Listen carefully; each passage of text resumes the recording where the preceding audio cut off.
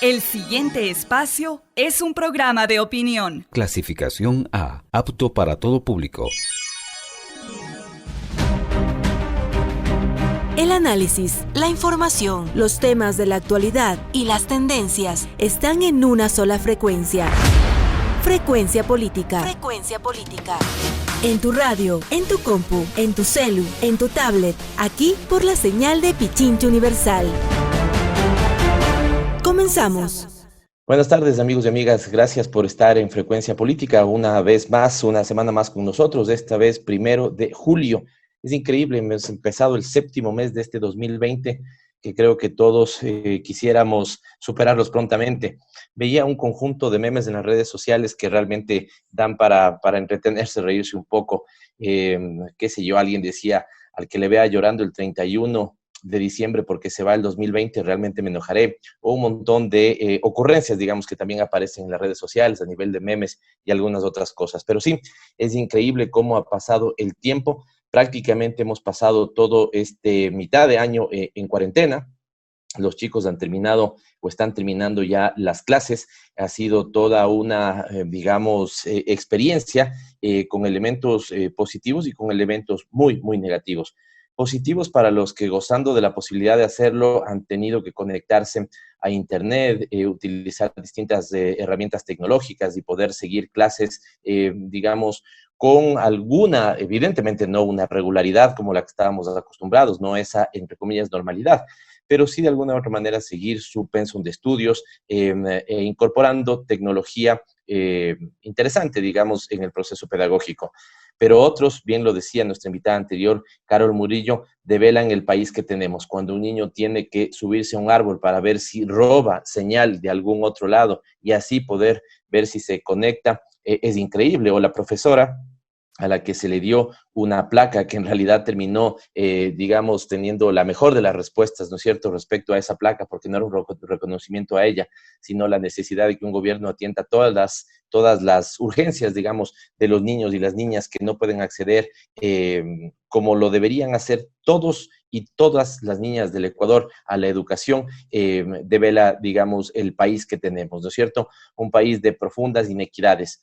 Unos seguramente incluso tuvieron la posibilidad de irse afuera del país, qué sé yo, a pasar este tiempo de cuarentena, y otros la han pasado absolutamente mal, en tanto no tienen los recursos necesarios para soportar lo que el virus ha puesto a, digamos, aprendizaje de todos.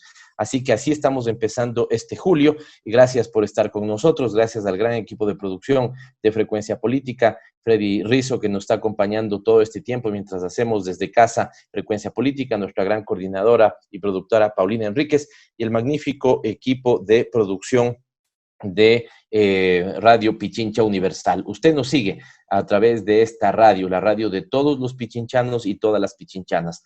Radio Pichincha Universal, 95.3 FM para Quito, 94.5 para el resto de la provincia de Pichincha, sobre todo el noroccidente de la misma. Ese equipo de producción de Radio Pichincha Universal se merece también nuestro abrazo, nuestra felicitación. Estamos muy preocupados en Quito y en Pichincha por lo que está pasando con la pandemia. Al día de ayer teníamos 145.916 pruebas realizadas. Me referiré a eso en la nota editorial porque esta es una vergüenza nacional. Nos habían hablado hace 4 meses, más de 4 meses, de 2 millones de pruebas. Fíjense en que menos de 146.000 pruebas se habían hecho hasta el día de ayer. 55.665 casos confirmados, 4.502 personas fallecidas, que sabemos que este no es el dato de lo que ha pasado en el país. Y decía que en Quito y en Pichincha estamos absolutamente preocupados porque se le siente ya cerca al virus, se le siente ya cerca con un familiar, un amigo, digamos, nuestro entorno más cercano. Las casas hospitalarias y las unidades de cuidado intensivo nos dicen en Quito y en Pichincha a tope. Algunos señalan que hay pacientes en lista de espera, pero las autoridades, particularmente el ministro de Salud, como que nada ha pasado, y esto nos tiene absolutamente preocupados. A no bajar la guardia. En este momento debemos estar un poquito separados para que luego podamos estar perfectamente unidos en un abrazo de solidaridad, de cariño, que tanta falta nos hace. Los problemas de salud mental también hay que atenderlos muy bien. En algunas circunstancias se escucha que el virus, más que el momento que una persona es contagiada, más que terminar afectándole a su propio aparato respiratorio, empieza a dar ataques de pánico, ataques de ansiedad, y esto complica también el cuadro médico. Así que todo lo que se pueda hacer desde las instancias de salud pública, también desde los médicos privados, respecto a otorgar medidas de apoyo psicológico, personal a las personas que lo necesitan, este es el momento. No nos puede ganar la guerra el virus. Me voy a referir también de eso y nosotros tendremos que ganar esa guerra. Conversaremos en nuestro segmento dialogando con David Chávez, un sociólogo, digamos, nos formamos juntos en la universidad, él en una universidad de Quito y yo en otra, pero sí de la misma época. Es un sociólogo al que tengo respeto, que tiene una mirada acuciosa de digamos, del panorama político y social, así que conversaremos con él. Y claro, los temas que usted ya conoce, sobre los cuales seguimos esperando respuesta. Se sigue esperando respuesta de procesos de fiscalización en la Asamblea Nacional, se sigue esperando respuesta sobre el proceso de, digamos, control político, llamémosle así, planteado sobre el asambleísta Daniel Mendoza en la Asamblea Nacional por la compañera de la bancada de la Revolución Ciudadana, Verónica Guevara, para que pueda rendir su versión de había o no había un reparto en los hospitales, qué pasó, digamos, en el caso de Manabí, Pedernales particularmente, y estos temas que lastimosamente marcan la realidad del país en este momento. Nosotros no nos referiremos a eso, buscaremos dar una medida de contexto global de lo que está pasando en el país en dialogando con David Chávez. Y ahora, como lo hacemos todas las semanas, finalmente decirles que también tendremos nuestra nota sobre el Minuto ODS. Me parece que María Belén Proaño va a hablar justamente sobre salud mental, digamos, ¿no es cierto? Y lo que podemos hacer en estos momentos o cómo se presenta el diagnóstico. Así que tenemos un buen programa para ustedes y les dejamos en este momento con nuestra nota editorial. Los hechos y la actualidad a través de la opinión y el análisis en Frecuencia Política. El editorial de Pavel Muñoz. ¿Quién ganará la guerra contra el coronavirus COVID-19 en Ecuador? En la guerra entre la humanidad y la COVID, la pandemia lleva la delantera. Me refiero exclusivamente al entorno ecuatoriano, aunque temo que lo mismo está pasando en buena parte del mundo. Al momento se han librado dos importantes batallas y el virus las ha ganado. La primera fue contra el gobierno nacional y sus autoridades, y la COVID-19 venció de manera contundente. El gobierno nunca dispuso que se entreguen los recursos económicos necesarios y el sistema de salud no tomó las medidas indispensables para que se dé abastecimiento de pruebas de diagnóstico, para que se logre la adquisición de insumos de bioseguridad o la adecuada preparación de camas de cuidados intensivos. La primera baja se dio con Catalina Andramuño, ex ministra de Salud, quien salió de su cargo denunciando falta de recursos e injerencia política en el manejo de la cartera de salud. Lo más probable es que su versión fuera la correcta, pues la falta de dinero para atender la pandemia es por demás irresponsable. Sin embargo, esta funcionaria fue autora de una de las mentiras más abominables. Dijo que estaban en camino 2 millones de pruebas de diagnóstico, cuando hoy, más de 4 meses después, según los datos oficiales, solo se han tomado 145.916 pruebas, entre rápidas y PCR. Esta mentira es en gran parte la responsable de que el Ecuador sea el país con más letalidad en el mundo, ya sea por esta razón o por el argumento oficial de que ella, la ex ministra de Salud, era deficiente en la ejecución presupuestaria. Andramuño debió ser despedida de manera pública. Pero claro, si el régimen tomaba esa decisión, tal vez ella se animaba a dar detalles de la injerencia política que denunció sobre su cartera de Estado y de la que nunca habló más. La segunda baja que se puede mencionar es la de Alexandra Ocles, que hoy está fuera de la Secretaría de Riesgos y enfrenta una investigación por supuestamente permitir compra de alimentos con sobreprecios. Se suma Paul Granda, que salió del IES en medio de las peores imágenes de la pandemia, pues en hospitales de la Seguridad Social se registraron compras con sobreprecios escalofriantes, tanto por su valor como por su concepto. Cualquier sobreprecio es detestable, pero si estos se registran en mascarillas para combatir la pandemia o en bolsas para cadáveres, el hedor se vuelve insoportable. Estos exfuncionarios deben estar cobijados por el debido proceso, pero es justamente eso lo que ellos vieron desaparecer sin denunciarlo. Finalmente, otro caído en batalla es el ministro de Economía y Finanzas, pues sus políticas y su gestión no ha convencido ni a propios ni a extraños. Los propios lo han criticado con gran dureza y los extraños le han planteado 5 juicios políticos. Estos y otros caídos no lograron frenar el avance devastador del virus. La segunda batalla la está ganando también el virus frente al discurso de la recuperación económica. De poco les está sirviendo a las distintas cámaras productivas su victoria sobre el gobierno, pues el virus parece tener el deseo de paralizar totalmente el consumo, con más muertos, más enfermos y más despedidos.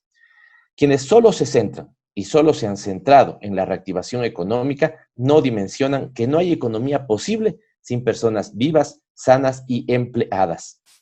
Los productivistas lograron someter al gobierno y a su mayoría legislativa para convencerlos de que necesitaban una ley que les dé incentivos, pero que, sobre todo, se les haga fácil y menos caro despedir a una gran cantidad de trabajadores. Si bien es cierto, su discurso se impuso, la sostenibilidad del mismo se irá al piso. Nadie duda de la necesidad y el deseo de reactivar pronto todo el país, pero hacerlo de manera rápida y desesperada puede ser fatal. Peor aún si el deseo es solo económico y no de bienestar. Anhelo que la guerra contra la pandemia en Ecuador la ganemos las personas y la vida, pero con un gobierno indolente que no apoya ni modula las expectativas de determinados sectores económicos a los que les mueve no el deseo de bienestar general, sino de acumulación privada, el panorama es bastante sombrío. El editorial de Frecuencia Política. Los protagonistas de la información aquí en nuestra cabina. En Frecuencia Política. Dialogando con... Efectivamente, amigos y amigas, estamos Dialogando con un amigo de la casa, a quien tenemos mucha estima, tenemos mucho respeto. Amigo desde hace algunos tiempos, nos formamos juntos en esa misma época en la sociología, en la Universidad Central, yo en la Universidad Católica. Él es analista político, es sociólogo, ya dijimos, por la Universidad Central del Ecuador, la gran Universidad Central del Ecuador, y es docente en la Facultad de Ciencias Sociales y Humanas. Coincidimos en este mismo momento también porque ambos estamos haciendo nuestro doctorado en Ciencias Sociales en la Universidad de Buenos Aires. Así que el querido y amigo de esta casa, David Chávez, estamos dialogando con él. Hola David, ¿cómo estás? Qué gusto encontrarte, qué gusto verte.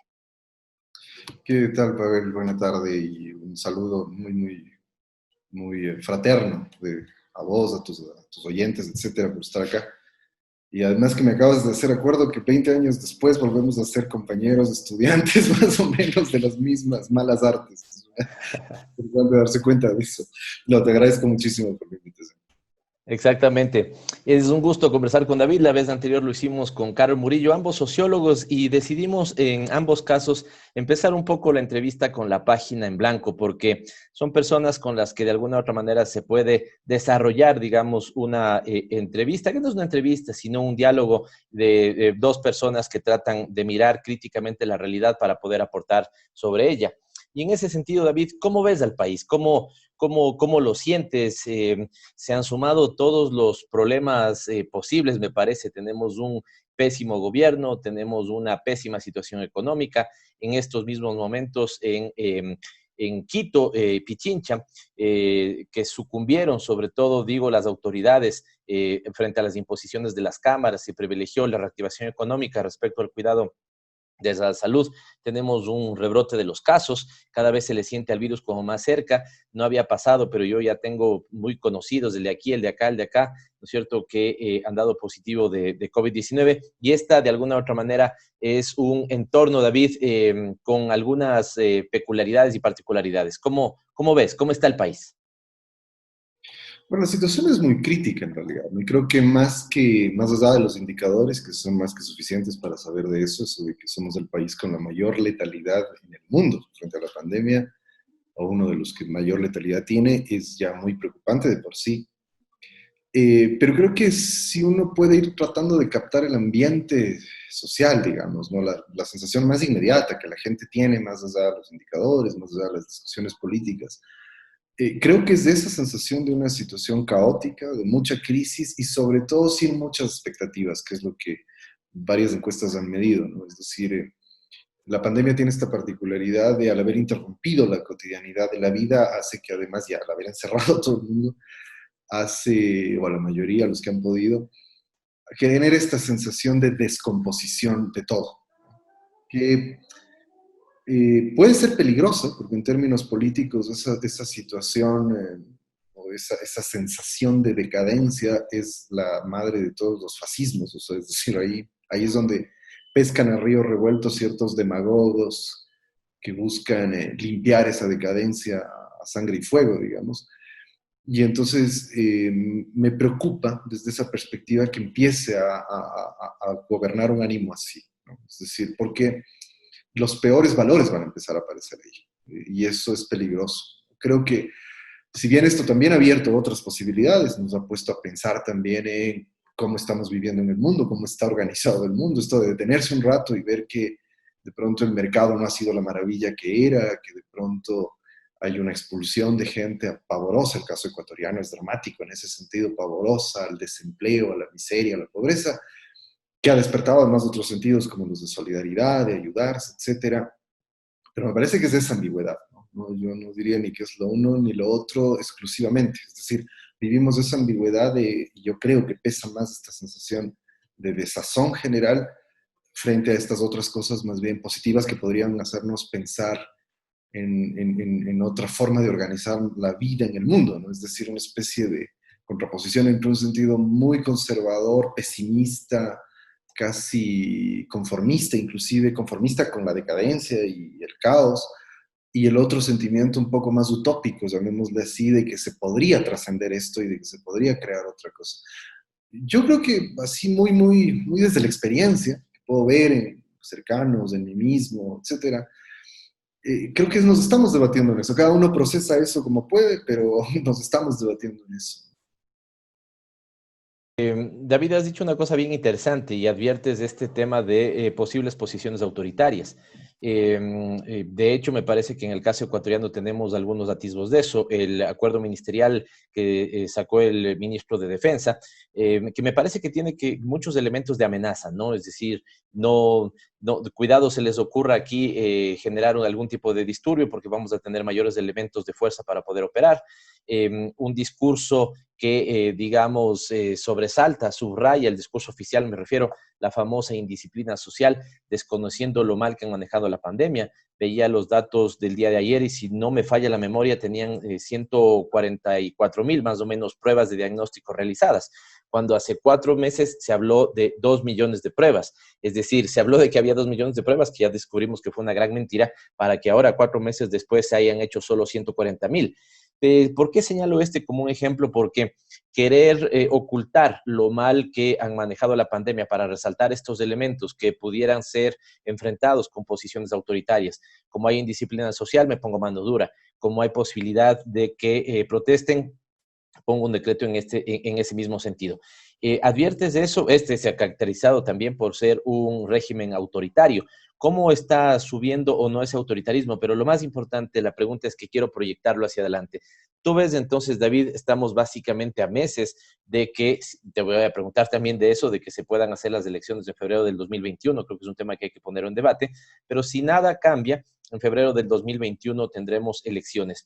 Y ves que este ambiente de generar una visión, digamos, autoritaria, donde este caldo de cultivo para distintos fascismos, ¿crees que los sectores conservadores van a, digamos, a fortalecerse con ese tipo de discurso?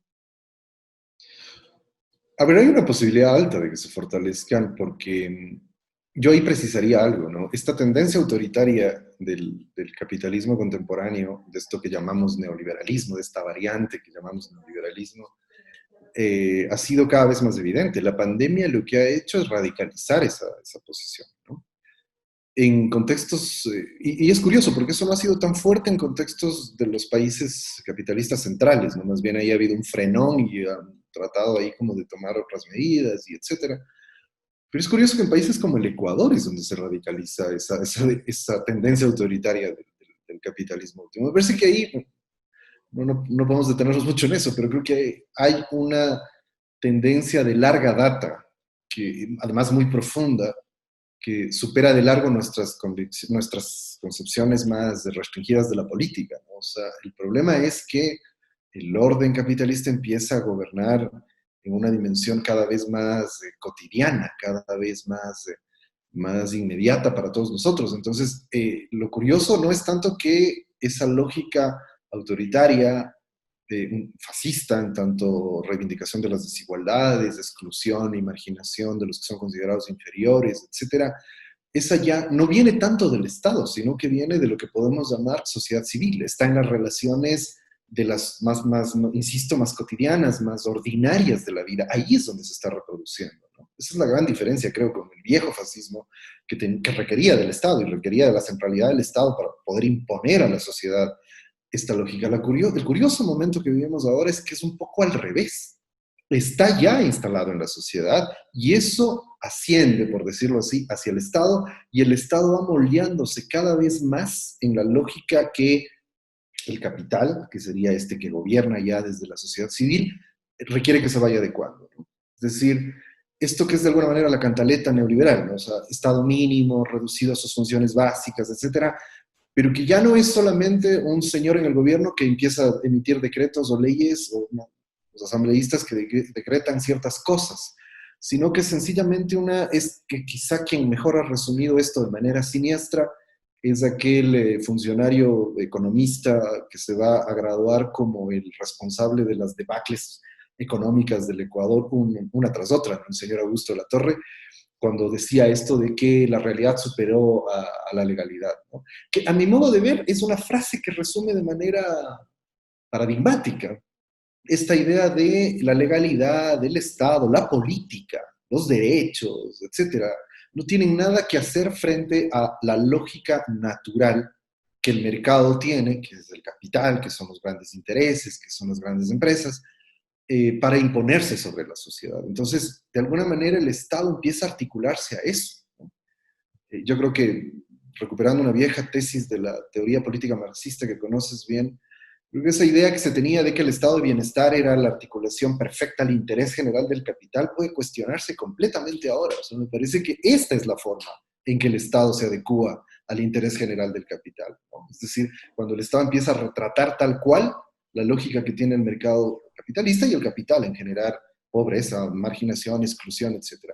Y claro, el único modo de garantizar que eso siga funcionando de esa manera es el autoritarismo, o sea, que es justamente lo que estamos viviendo ahora. O sea, el único modo, no es casual, que pues, si mientras por un lado abren la posibilidad de que los empresarios empiecen a manejar las relaciones laborales a su antojo, el ministro de Trabajo diga que el Ministerio del Trabajo revela por los intereses de los empresarios, y el ministro Increíble, ¿no? emita el decreto que has traído a colación, el decreto que garantiza un uso de la fuerza, mantiene la impunidad del uso excesivo de la fuerza.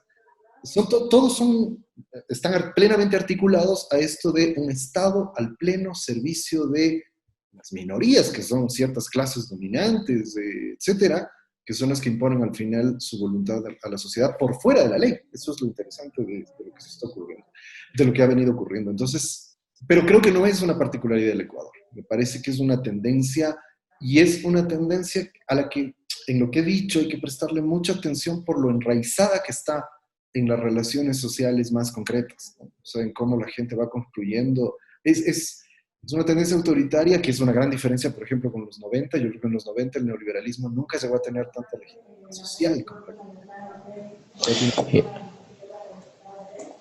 David, esta interesante tesis donde señalas que esta concepción, este discurso, estas prácticas incluso más autoritarias no están necesariamente, digamos, enquistadas en el Estado, sino que más bien ahora las ves presentes en las relaciones sociales más cotidianas. ¿Cuánto han jugado estos, si se quiere, elementos, estos dispositivos discursivos tan utilizados en estos últimos 3 años? Corrupción, donde el discurso de la corrupción es además, digamos, funcionalizado.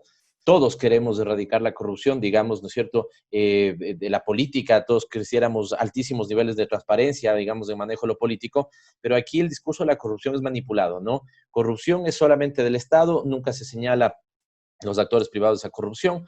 Un segundo elemento que yo lo he criticado mucho es la construcción de una suerte de enemigo social, una suerte de paria, ¿no es cierto?, un enemigo social, el funcionario público.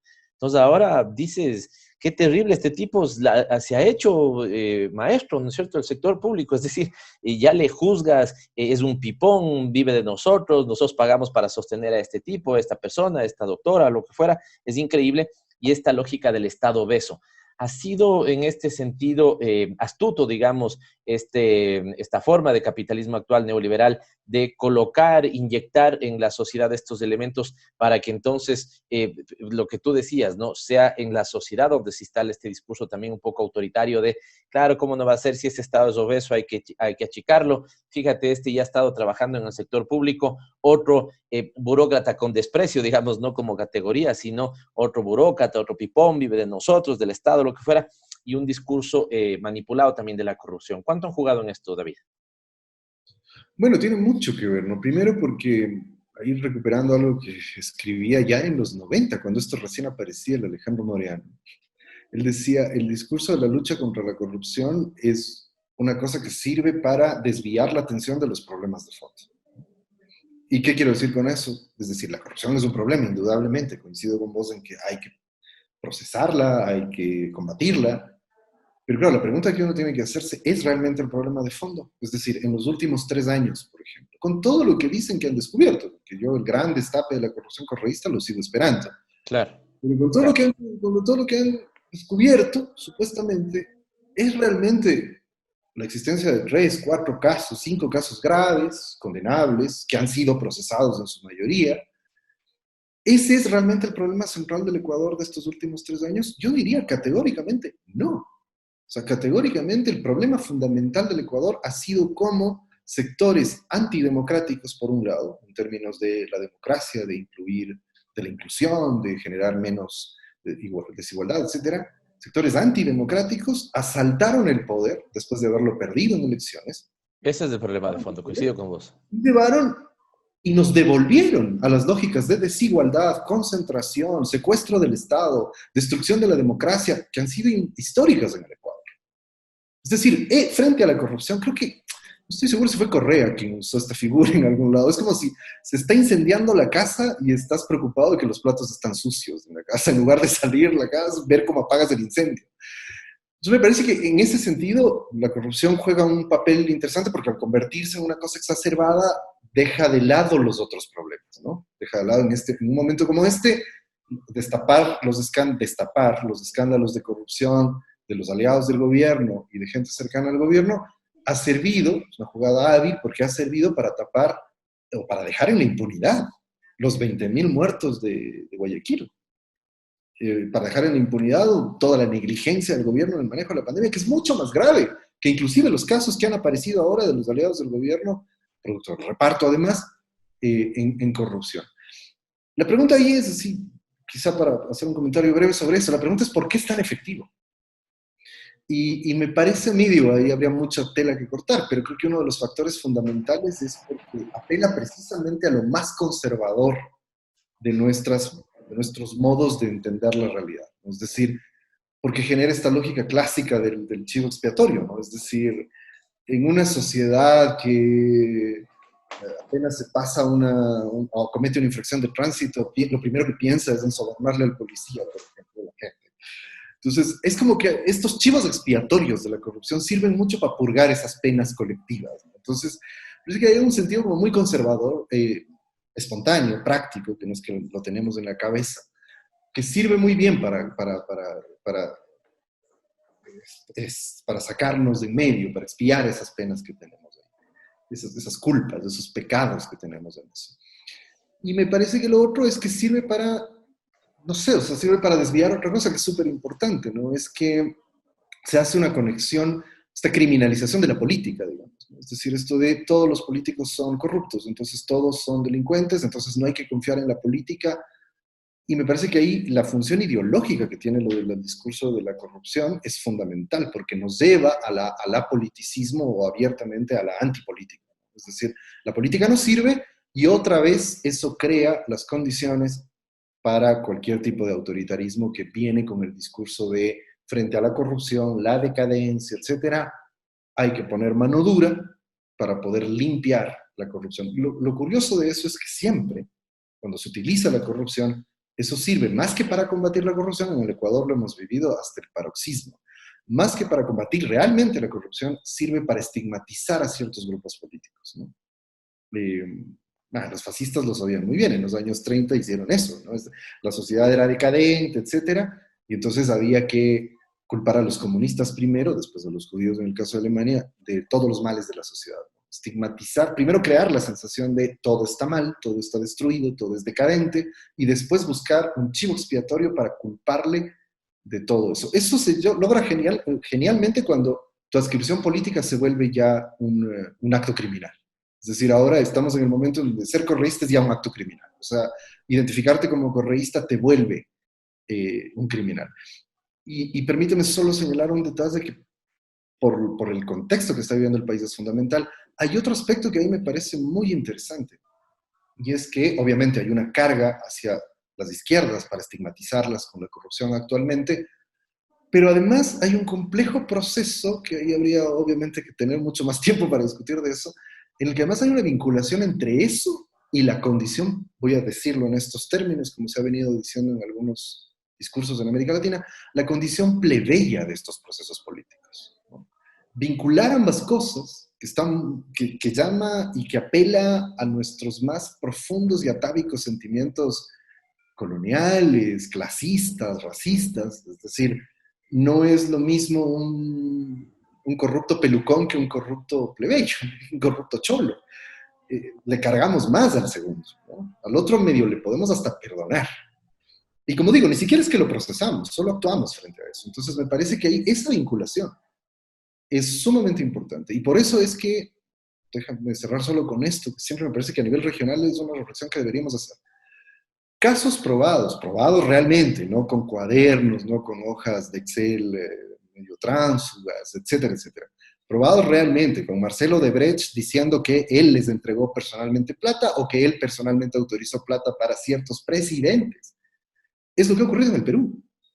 En el Perú tienes 4 presidentes con la tragedia de Alan García en medio, probados hasta el extremo de que fueron sobornados por Odebrecht, que tienen bienes por todas partes, les encontraron cuentas, les encontraron bienes, la corrupción es escandalosa y alarmante, pero en la región la imagen que quedó es la de que eran los gobiernos progresistas los corruptos, no los gobiernos, no el Perú, que es un gobierno de neoliberales y ha sido un gobierno, y todos esos, más o menos, los han tomado quizá no, pero mal que bien, todos ascribían al neoliberalismo y a la derecha.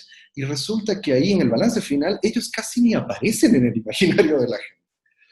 Entonces me parece que hay varios elementos que hay que tener muy en cuenta de cómo opera este discursito de la corrupción, ¿no? Y de la lucha anticorrupción. Gracias por mantenerse aquí en Frecuencia Política y estamos conversando, usted ya lo está escuchando y usted está, digamos, disfrutando, entiendo, de este diálogo que estamos manteniendo con David Chávez, sociólogo, profesor universitario, analista social y político. Pusiste muchos temas muy interesantes en el tapete, David, quisiera irlos desmenuzando uno a uno. Lastimosamente a ratos me pueden llevar a, no quiero, digamos, sacarte de un hilo y quiero conducir lo mejor que podamos para la gente que nos puede escuchar. Sin sobresaltos, digamos, los temas que has planteado. Y tal vez quisiera extenderme un poquito más en esto, asociando con un mensaje que, si no estoy mal, lo sacaste el día de ayer. Dices, los años 30 el fascismo ya nos demostró esto, ¿no? Primero construyeron un discurso de estamos mal, la situación es apocalíptica, no podemos estar peor. Después, ¿no es cierto?, encuentras un culpable, ¿no es cierto? Podían ser los comunistas, podían ser los judíos. En este caso es el correísmo, luego votas todo, digamos, un discurso con clara utilidad ideológica, ¿no es cierto? No digo utilidad legal, no digo utilidad política, digo clara utilidad ideológica, que es lo que ha dicho David, ¿no es cierto? Para entonces perseguir a este rival, ¿no es cierto? Proscribirlo y aniquilarlo, no es desde el caso. Yo señalo ahí una suerte de asesinamiento o asesinato, digamos, cotidiano, reputacional en el caso ecuatoriano, que es muy común, ¿no es cierto? Y ves esto también enquistado en los gobiernos progresistas. Lo decías muy bien, caso Toledo, por ejemplo, en Perú, ¿no es cierto?, ha sido claramente señalado. Como no es del espectro progresista, de él no se habla. Sí se habla de Evo, sí se habla de Cristina, sí se habla de Correa, sí se habla de Lula, porque la derecha ha querido de alguna u otra manera esto, ¿no? Decir que estamos pésimos, que es culpa de estos gobiernos y que por lo tanto hay que perseguirlos.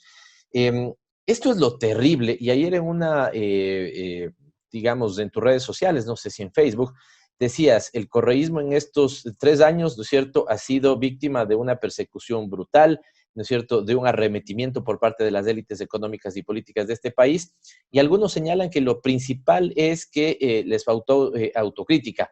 ¿Cómo atas las dos cosas? ¿Cuál fue el sentido, digamos, en más tiempo, ¿no es cierto?, en más caracteres. ¿Cuál es el sentido de tu comentario ese que sí, lo leí bien ayer, ¿no?, en redes sociales? Sí estoy bien, David. Sí, sí, oye, sí, ha desatado una ola de comentarios, críticas, peleas y demás. A ver, no sé, creo que es como que yo empezaría por precisar algunas cosas que creo que son importantes para el debate. Y es que a veces se malentiende, ¿no? Que cuestionar ciertas críticas es cuestionar la posibilidad de autocrítica, ¿no? Es la primera cosa que me parece que es importante aclarar, porque... Perdón, un paréntesis, cuando en realidad tal vez lo que estás es dimensionando. A ver, una cosa es que sí puede haber autocrítica, pero no me digan que eso es lo central. Cuando aquí hemos tenido, digamos, una arremetida tan brutal, digamos, o sea, dimensionemos, balanceemos bien, no sé si te sigo. Ese es el punto central para mí. Es decir, cualquier discusión honesta al interior de la propia revolución ciudadana, de quienes apoyan a la revolución, o sea, primero al interno de la revolución ciudadana, en segundo lugar, de quienes apoyan desde distintos lados a la revolución ciudadana y de quienes podrían ser más o menos sectores afines con la revolución ciudadana en esta idea de que hay que construir un frente de unidad para poder avanzar a derrotar a la derecha, derrotar a las élites y al imperialismo que está metido hasta en la sopa en el Ecuador en este momento. Esas son las tareas, es decir, hay que dimensionar que las tareas son enormes frente a las discusiones en las que nos podemos enfrascar que pueden terminar siendo inútiles o dañinas para la unidad de todos esos sectores. Y creo que, entonces digo, efectivamente, como has señalado, me parece que los problemas de fondo son esos, y creo que ahí a veces se hace una mala lectura, es decir, volviendo sobre las estrategias ideológicas de las derechas, ¿no? Las derechas ideológicamente han logrado posicionar esto de que lo que ya sabemos, ¿no?, que es hasta motivo de un montón de burlas en redes sociales y demás. Todos los males del Ecuador son culpa de Correa, y es Correa el gran culpable de todo lo que ha venido ocurriendo. Entonces, ¿qué es un discurso simplificador que evita pensar la complejidad de las cosas? Y claro, se convierten más problemáticos si ciertos sectores de la Revolución Ciudadana y afines repiten lo mismo. Porque al final el problema de ciertas críticas que a mí me parece que no son absurdas para empezar, es decir lo mismo al interior de simpatizantes, aliados, militantes, etc. Eso me parece absolutamente equivocado. O sea, uno no puede, porque sabemos, para la derecha eso funciona, porque para la derecha decir que es culpa de Correa, que inclusive el programa, o para cierta izquierda, que inclusive el programa neoliberal de Moreno es culpa de Correa. Cuando tienes a Correa enjuiciado, ya con sentencia preliminar, a Glass preso, a buena parte de la dirigencia perseguida, exiliada, a algunos de ellos con grillete electrónico, o presos por unos tweets. Claro, señalar eso me parece absurdo. Algunos ya desde la locura han señalado que incluso en su momento decían que era un acuerdo. Claro, que había tongo, como decían. ¿Qué tal acuerdo, no? Que te pongan 31 indagatorias penales. Qué lindo acuerdo. Y la Contraloría está encima de todos ustedes, pero a todo momento. O sea, digo, pero a ver, uno entiende que desde la derecha y desde ciertos sectores de la izquierda anticorreísta se planteen ese tipo de argumentos, porque obviamente es parte de su posición y de su cuestionamiento a la Revolución Ciudadana para golpearla, para intentar ganarle, etc. Lo que no es muy comprensible es por qué pasa eso del lado del correísmo y los sectores afines al correísmo, o sectores más que podrían ser inclusive aliados. Y me parece que ahí se están confundiendo las cosas, ¿no? Y creo que sí, una discusión honesta supone poner en orden las cosas, lo que decías ya, la proporción real, ¿no? En un balance real, el correísmo tiene responsabilidad sobre lo que ha ocurrido con Moreno, con el bloque de asambleístas, etcétera. Sí, porque en principio puso esos nombres ahí. ¿Tiene toda la responsabilidad de lo que ha ocurrido? No. A mi modo de ver. ¿Tiene la principal responsabilidad siquiera? No, tampoco. Porque lo fundamental fue una estrategia sistemática de las derechas por golpear a los procesos progresistas, no solo el correísmo, a nivel regional, desde hace por lo menos una década, ¿no? Cuando se volvió más sistemática, ¿no? Porque había un momento de mucha hegemonía en la que el correísmo, el imperialismo, las élites y las oligarquías más bien se detuvieron un poco y se mantuvieron como que en una tregua, digamos. Pero en cierto momento, en el Ecuador, por ejemplo, cuando empieza a verse que la clase media... Yo cada vez, ¿sabes?, que empiezo a pensar más, porque se dice mucho, ¿no? Lo sabes, esto de que la clase media se derechizó y dejó de apoyar al correísmo y se fue con la derecha, ¿no? Y eso fue uno de los puntos clave de ruptura. Yo cada vez más pienso en si eso realmente es lo que ocurrió. O sea, si posiblemente no era siempre una clase media de derecha que en principio vio con buenos ojos y que no le gustó, voy a usar de nuevo esta palabra, la plebeyización del correísmo, ¿no? Y más bien volvió por sus fueros a una posición que siempre ha sido suya, más bien conservadora, un tanto reaccionaria, etc.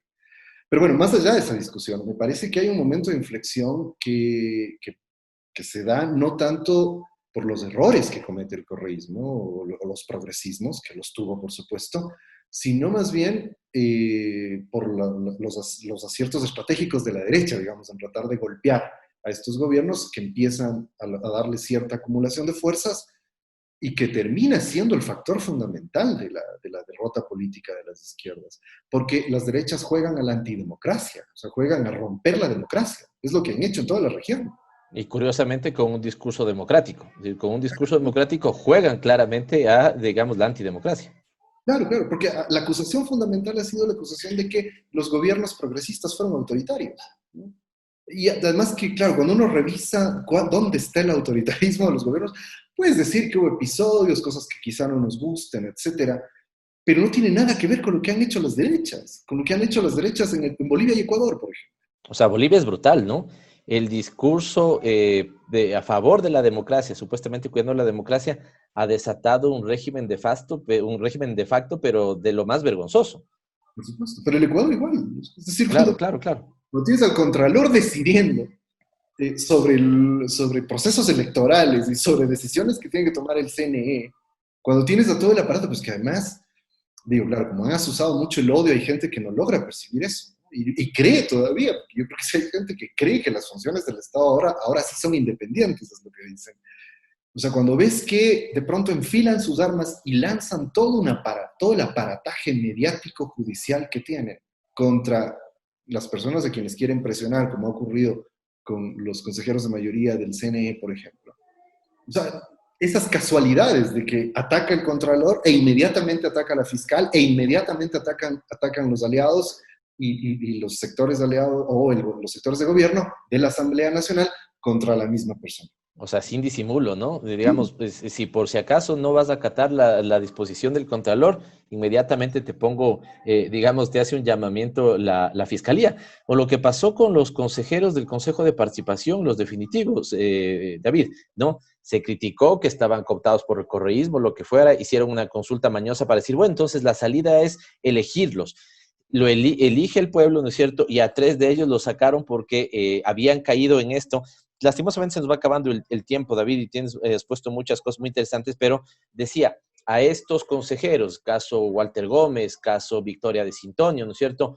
Los sacaron, ¿no es cierto? Y otros, pero esos dos particularmente, los sacaron porque habían caído en esta, digamos, tú dijiste, se me fue la palabra, la anoté por aquí, pero en esta suerte como de nuevo tipo penal, ¿no es cierto?, que es el correísta. Es decir, increíble. Tumbaron al Consejo de Participación, dijeron que la solución era elegirlos, el pueblo eligió a estos candidatos, les pareció que estos tenían el gran defecto de estar cercanos al correísmo y no duraron un segundo en volarles la cabeza.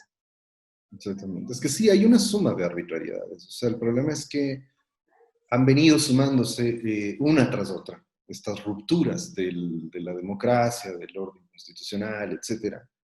Pero yo inclusive diría que, porque hay que darle un contenido distinto a mi modo de ver, ¿no? Yo creo que sobre esa discusión no vale la pena quedarse en una visión muy formal liberal de lo que eso significa, ¿no? Es decir, como la ruptura del Estado de Derecho, etcétera, etcétera. Creo que hay que darle una lectura un poco más republicana, digamos, ¿no? Y yo vuelvo con la palabrita, le añadiría, como por ahí sugería en algún artículo la Valeria Coronel, aquello de darle una lectura republicana y además plebeya, ¿no? Como republicanismo plebeyo, digámoslo así. Es decir, es que el orden institucional que se constituyó durante los 10 años del correísmo no era solo un orden formal de que funcione bien el Estado, de que haya instituciones afines, instituciones que provean buenos servicios de calidad, etcétera, que sería una visión como entre liberal y muy tecnocrática del funcionamiento del Estado. Eso es una lectura mutilada, a mi modo de ver, de lo que ocurrió durante los 10 años del correísmo y lo que ha ocurrido con la mayoría de los procesos progresistas en América Latina. Eso está anclado con los avances democráticos de esos procesos. Es decir, institucionalizar el Estado en la clave del contexto, porque no lo podemos leer en abstracto, es qué significa eso en el contexto de la América Latina post-neoliberal, es decir, después de que el neoliberalismo devastó nuestros países, en un contexto como el actual, que no son los 60, que no son los 50, donde no hay horizontes revolucionarios socialistas y ese tipo de cosas. ¿Qué significa eso aquí? Entonces resulta que poner a funcionar el Estado no es solo porque, qué buenos servicios produce el Estado. Poner a funcionar el Estado genera lógicas de inclusión y democracia que favorecen a los más pobres, que favorecen a los excluidos. O sea, un Estado en donde ya no están las redes de influencias, no están los compadrazgos, no está el apellido, no está si eres de buena familia o no de buena familia. Yo no creo, recién empezaba, eso no es que se solucionó en los 10 años, recién se empezaba a trabajar en eso. Me parece que ahí el contenido es otro. Entonces, el momento en que se vulnera y se van acumulando arbitrariedades en contra de ese diseño institucional, lo que se está golpeando no es solo el funcionamiento formal de la ley. Se están golpeando los derechos democráticos de los pueblos, el derecho de que los excluidos de siempre, los oprimidos de siempre, empiecen a tener cierta presencia en las preocupaciones del Estado, ¿no? Y por eso es que esta es quizá una lectura que mi impresión es que tanto en el debate político como en el debate académico, ya más estrictamente, no se ha discutido tanto. Echar abajo el modelo institucional del correísmo era fundamental en términos de la construcción de estados, del tipo de estado que se pensó desde el correísmo, era fundamental para llevar adelante el programa neoliberal. Es decir, a veces tendemos a creer que son dos cosas separadas, ¿no? Que el Estado y el funcionamiento de la institucionalidad y todo es una cosa y el modelo económico es otra distinta. No, el modelo de Estado que estamos viendo ahora, de los repartos, de la minifundización del funcionamiento del Estado, de todo lo que teníamos, que era el Estado que ustedes encontraron cuando tomaron el gobierno, es plenamente funcional al funcionamiento del neoliberalismo. Es decir, es tan sencillo como esto, es decir, echo abajo las políticas universales de inclusión en salud, educación, etcétera, y me creo por ahí una unidad ejecutora, estos nombres que les gustan mucho, ¿no? Una institucioncita que focaliza, que va a dar unas ayuditas por ahí para no hacerme cargo de la política universal.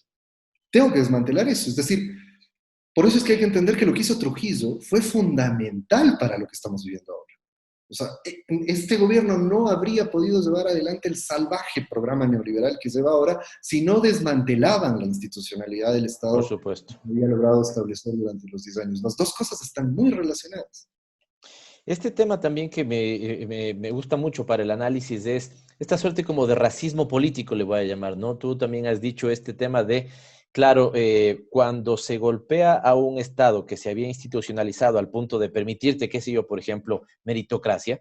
Recordemos que incluso se creó un instituto de la meritocracia, que estábamos pasando ya un momento donde el Estado, primero rescatado, después se buscaba descorporativizar, es decir, señor, usted puede ser el empresario exitoso que quiera ser, ¿no es cierto? Séalo, pero usted no tiene, por ese hecho de ser empresario exitoso, no tiene ningún derecho a dictaminar la política pública, y entonces empezó a construir una política pública más para, digamos, las minorías, para esos plebeyos que tú adviertes, ¿no es cierto?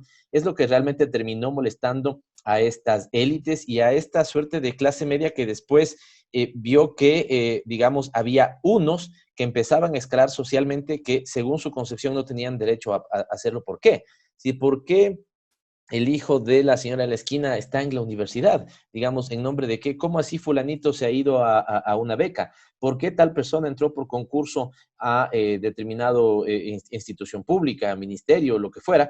Es decir, tú ves que eso también estuvo presente, digamos, en el sentido de, y cuando golpeas eso, golpeas también, digamos, a una forma, si tú quieres, de hacer más, de rescatar lo público, es decir, de convertir a lo público en un valor. Entonces, tú adviertes de eso también y crees que hay mucho de, lo voy a llamar así, racismo político en este tema de golpear a los progresismos porque habían permitido, al punto que ya me lleguen a molestar, ese tipo de ascensos sociales. Sí, yo creo que es indudable. Y me permitiría dos observaciones. O sea, la primera, coincidiendo con lo que has planteado, las nuestras son sociedades, sobre todo las andinas, ¿eh? Son sociedades que están caracterizadas por un espíritu muy poco democrático. Nuestras relaciones cotidianas, volvamos a eso, a las relaciones del día a día, son relaciones muy atravesadas por lo más antidemocrático que hay, ¿no? Es decir, nuestra posición en la relación con otros siempre está ligada a nuestros privilegios, a nuestra condición de privilegios, ¿no? No hay nada más antidemocrático que creer que la sociedad tiene que funcionar a partir de privilegios, no de derechos, de igualdad y ese tipo de cosas. Y nosotros somos una sociedad que le tememos mucho a la democracia por esos derechos de igualdad y preferimos los privilegios. Entonces, en esa lógica es donde aparecen nuestras peores taras sociales, o sea, el racismo, el sexismo, el clasismo, igual que han sido tan evidentes durante este tiempo. No basta recordar lo que ocurrió en el paro de octubre, las expresiones racistas que le surgió a gran parte de los sectores medios, lo que ha ocurrido recientemente en los ataques al alcalde de Quito, por ejemplo, que han estado muy atravesados por racismo. Entonces, pero eso está ligado a que nuestras relaciones están muy atravesadas por una visión de privilegios que, a pesar de todo lo que ha significado la lucha del movimiento indígena, en primer lugar, por ejemplo, en ir quitando de en medio esas cosas, las luchas de los sectores populares, de lo que significó el correísmo en términos de ir revirtiendo eso, esto es tan viejo, está tan arraigado que es difícil de ir revirtiendo. Creo que se ha ido revirtiendo, pero creo que todavía está ahí presente, ¿no? Es decir, todavía hay ese sentimiento antidemocrático de hay unos que son más iguales que otros, para decirlo así, ¿no? Esta cosa está mental, ¿no? Está atravesado no solo por la clase social a la que perteneces, sino por el color de la piel, por el grupo étnico, por un montón de cosas. Ahora, yo creo que ya en los años del correísmo, justamente por lo que decíamos, la reforma del Estado ayudó, las reformas, el modelo económico y todo, ayudó a una mayor igualdad. Yo a veces tengo líos cuando ciertas lecturas un poco más académicas hablan de aquello de que, además con desprecio, con ese desprecio típico de clase, además de las clases medias académicas, es que solo se incentivó el consumismo, ¿no? Claro. Uno dejo de percibir ahí un clasismo. Solo se distribuyó. Solo se redistribuyó.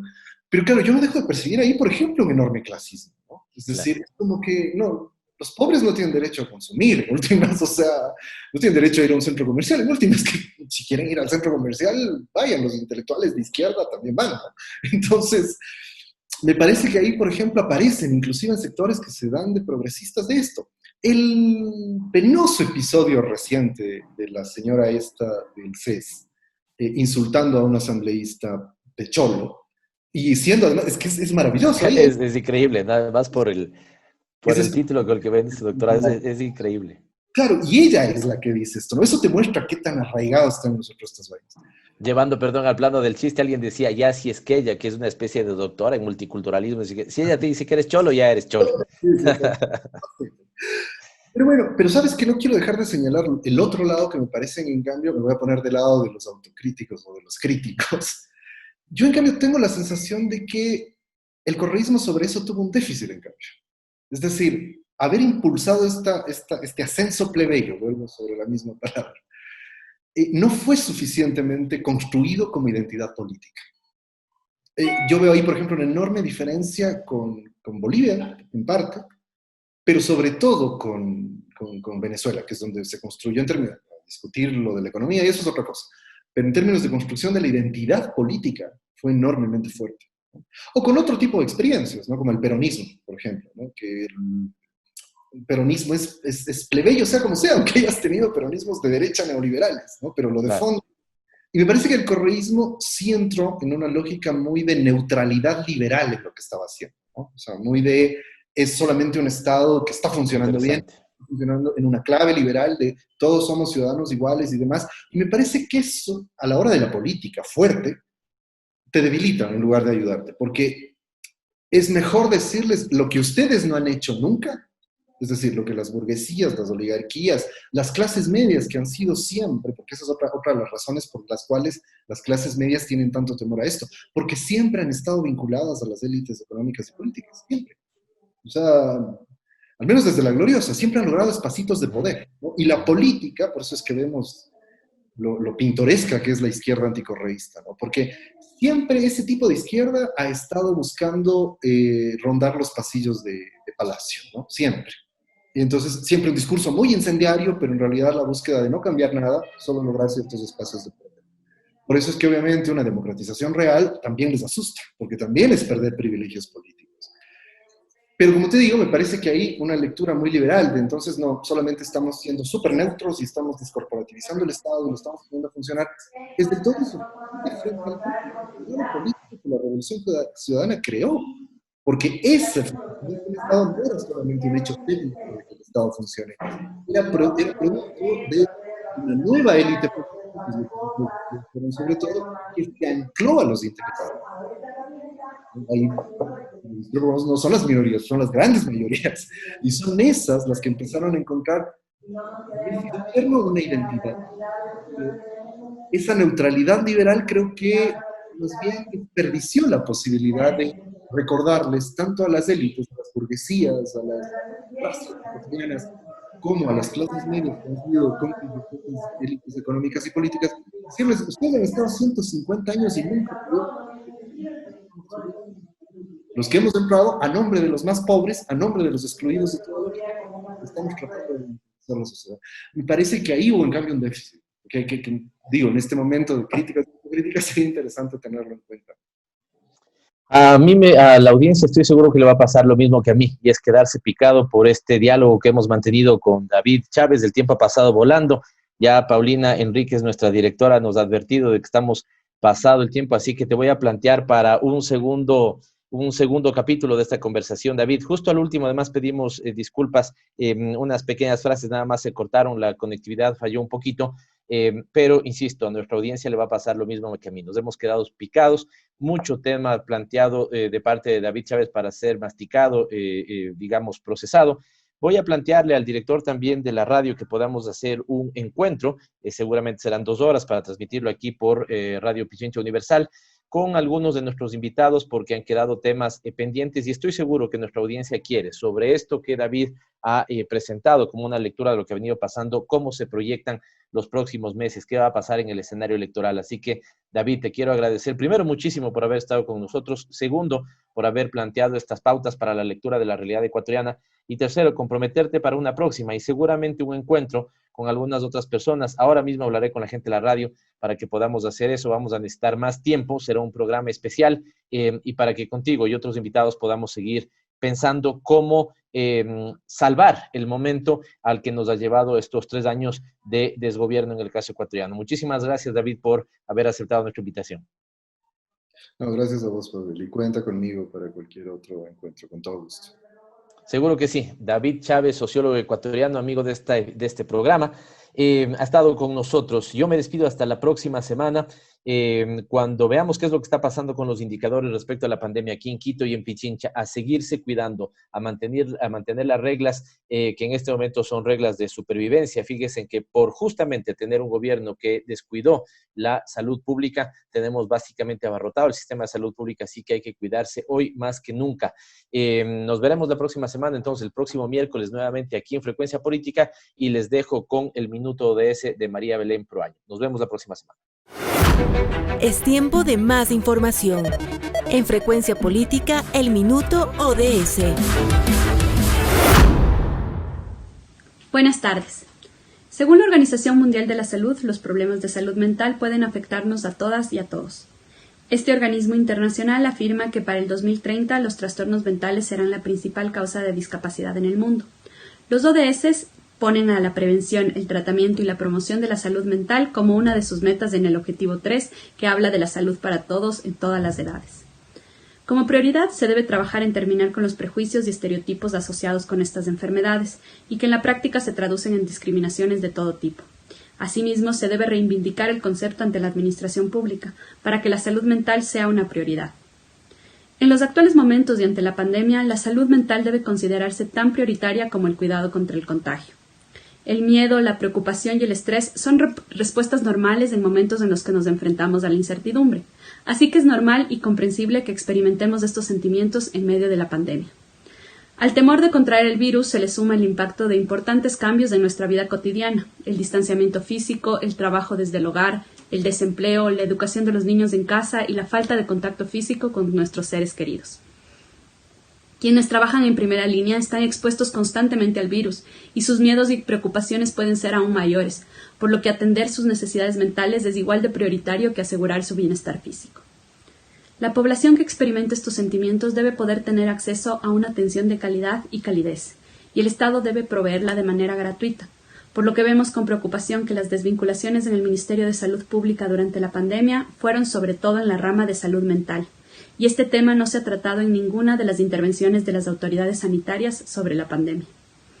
Asimismo, los entornos laborales deben ser espacios donde se tome en cuenta el bienestar de las personas y se desarrollen mecanismos de prevención y alerta ante síntomas de deterioro en la salud mental, asociados o no a las condiciones de trabajo. Es entonces también deber del Estado promover estas conductas en los entornos laborales públicos y privados. Para finalizar, retomo una publicación de UNICEF donde justamente topa este tema. Y dice: expresa tus sentimientos, es lo mejor que puedes hacer por ti. Si estás abrumado o estás pasando por una situación difícil, no te reprimas, desahógate y busca ayuda. Soy María Belén Proaño y este fue el Minuto ODS. Gracias por permitirnos llegar una vez más a sus hogares por la señal de Pichincha Universal en la 95.3 en Quito y en la 94.5 en el noroccidente de Pichincha. Recuerden nuestro reprise en Facebook los domingos a las 21:30 en la cuenta de Pavel Muñoz de Asambleísta. Los esperamos. Gracias por acompañarnos. Aquí termina Frecuencia Política. Hasta la próxima semana. Este fue un programa de opinión. Clasificación A, apto para todo público.